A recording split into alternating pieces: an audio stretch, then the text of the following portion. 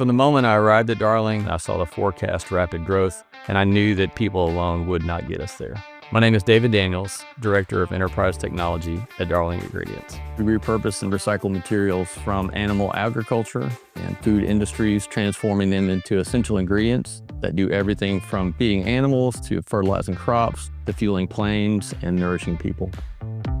Darling Ingredients is a global multi-billion-dollar company. We have more than 16,000 employees, 300 plus locations. We have been growing as much as 50% in 18 months. So we've had both sustained growth over time as well as meteoric growth in short spurts. My name is Alex Lai. I'm the Global Network Manager for Darling Ingredients. We're looking for a SASE provider that could provide us very strong security, as well as meeting the global need of our business, especially in China. We wanted a single vendor that could do it all, and we weren't sure if that's even possible.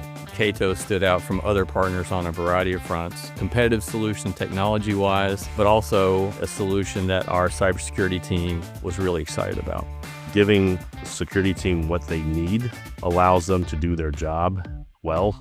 We're now blocking more than 2 million threats per month with Cato, and we were able to save well in excess of $750,000 a year.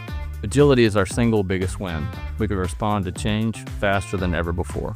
If we had a new location signed today, we could probably have them up and running before the end of the week. Our team can focus on more strategic items such as enterprise infrastructure transformation, as well as AI and other more current topics.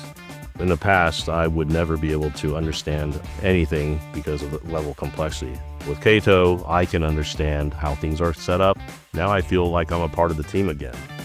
We want to serve the business well. If we can serve them well, we'll earn their trust and then become their trusted partner and bring more value to the organization.